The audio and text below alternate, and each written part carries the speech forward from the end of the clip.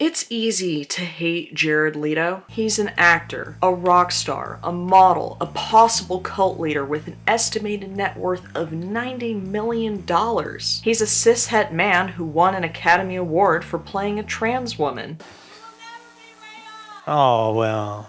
He threw a dead pig in front of Viola Davis and didn't lose his job. He did some bad things, Jared Leto did. He had a henchman who would come into the rehearsal room, and the henchman came in with a dead pig and plopped it on the table. And that was our introduction into Jared Leto. Is there anything he can do? Some say Leto's immersive acting method is just an excuse to indulge in dangerous antisocial behavior and get away with it. Others say it's a cynical publicity stunt that he does to self-mythologize and win awards. When he's not acting, he does have an air of a spacey Hollywood rich kid, totally detached from reality. After all, he didn't even know about the pandemic until he got back from a 2-week silent meditation in the desert, which might be the most Jared Leto thing Jared Leto has ever done. But what do I think of Jared Leto?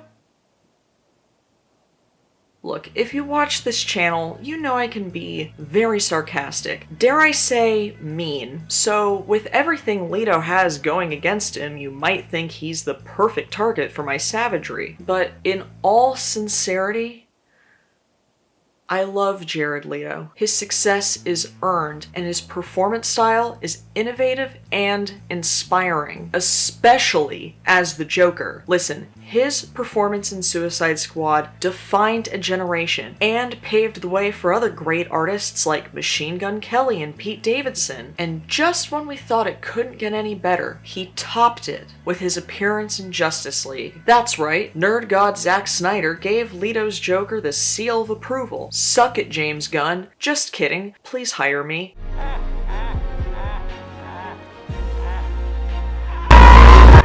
Greetings, my good bitches. The name's Francis. Coke Francis. I'm a filmmaker, stand-up comedian, drag artist, and I'm here because you should check the date that this video was posted. With the release of Morbius on the horizon, the time has come for us as a society. We live in a society To ask an important question. A question we've been avoiding since the release of Suicide Squad in 2016, when stories of live rats, dead pigs, and used condoms dominated the film's marketing. It's a question I intend to answer with this video. Have we been unfair to Jared Leto? True, he hasn't been reduced to a walking meme like Nicolas Cage, nor does he have trouble getting work in big-budget movies with high-profile directors and co-stars. But these days, it seems like Leto can't make a movie without critics making fun of how he inhabits his roles. When people talk about the silly pretensions of method acting, they usually point to Leto as an example. This, in turn, negatively impacts our perception of his performance. Guys, this man gained 60 pounds and gave himself gout just to embody the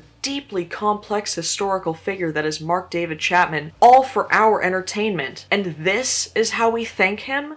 Why would you ask me that? Hey, take it easy. I was only at... Why would you ask me something like that?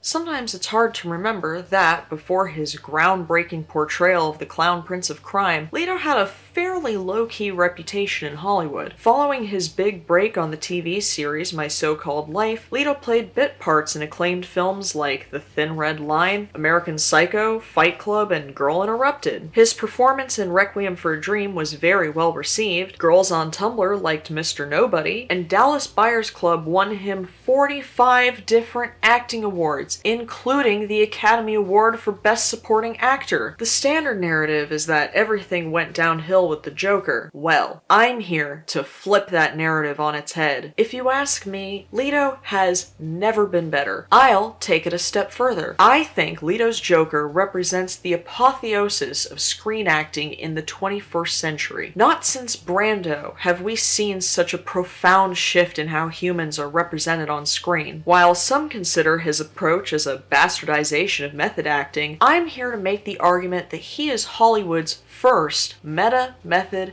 actor. Now, let's define what method acting actually is. There was a Russian fellow in the early 20th century named Konstantin Stanislavski, and he is credited with developing an acting technique where the performer gains an exceptional understanding of the role so that the performance is sincere and expressive. It's now known today as method acting. The examples of method acting we hear about frequently are quite extreme, such as Daniel Day-Lewis spending 2 years living as Abraham Lincoln or some shit like that. But really, all it means is knowing how to act at all. With that in mind, Leto has actually never called himself a method actor. In fact, he didn't even go to school for acting. He studied film and video at the School of Visual Arts in New York City. As a former film student myself, I can confirm that this will set up anyone for great success. Leto is intuitive, uninhibited, untrained, childlike even. He simply doesn't know any other way to do what he does. I don't know how you do it another way. Lesser actors, like Meryl Streep and Denzel Washington, rely on things one would learn in school, like discipline, technique,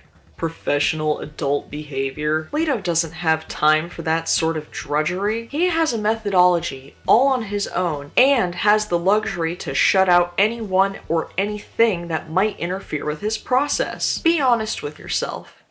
Aren't you just a little jealous? If you had that kind of privilege, wouldn't you flex it? Don't you sometimes wish that you could just send Margot Robbie a live rat? Isn't that more fun than all this boring, tedious Stanislavski bullshit? It certainly makes for more interesting content and headlines. Which brings me to my next point, the meta method actor. Leto says the goal of his immersive acting style is to serve the script as best as he can. He also says he lies in interviews whenever he can. And you almost had me telling the truth over here, but I'm not gonna.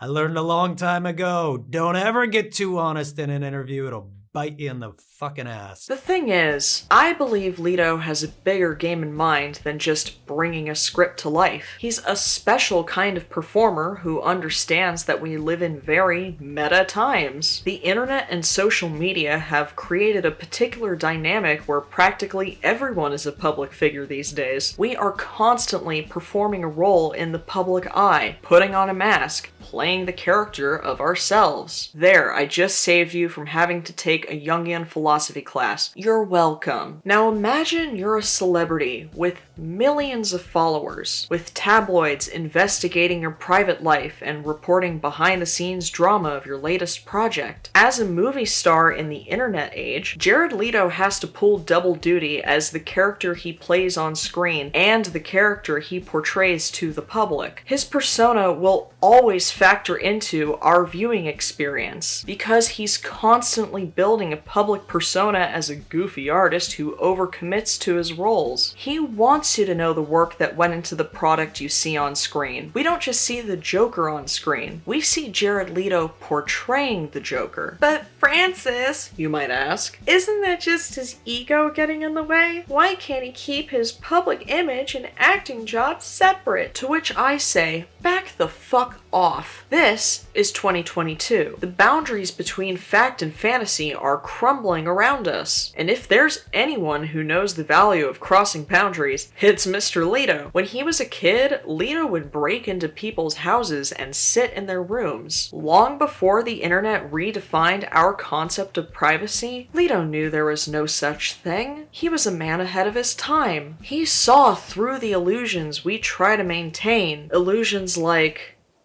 this is my house. We live in the Matrix, and Jared Leto is the glitch. You telling me they don't look at me like the motherfucking glitch? Imagine, for a moment, what it must be like for your whole career to revolve around embodying the experiences of others, so as to portray a fantasy for those in reality.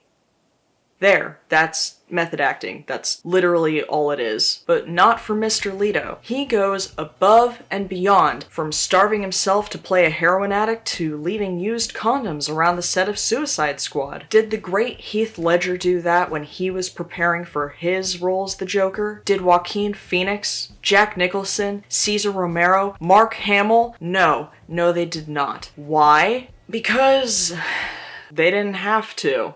My man Leto, he defies all standards of method acting compared to others in his field. They don't realize that movies don't just stand on their own anymore. The process is just as much of the product. Jared Leto doesn't just play characters, he plays Jared Leto playing characters. Turns out the best method actor is the one who plays the role of method actor. Stop, you're going to make me.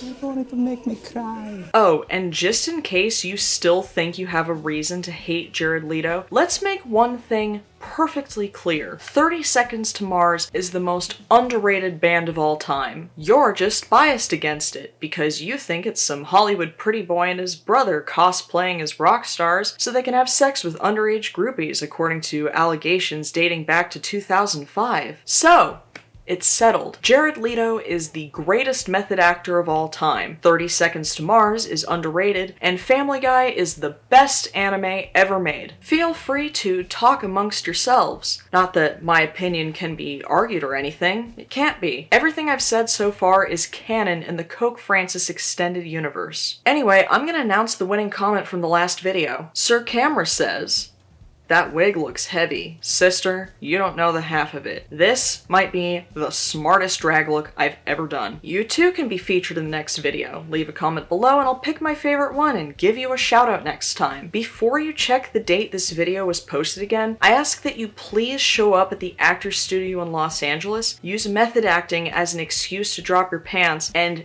dick slap those like and subscribe buttons as hard as you can. And, as always, until next time, see you later, crocodile!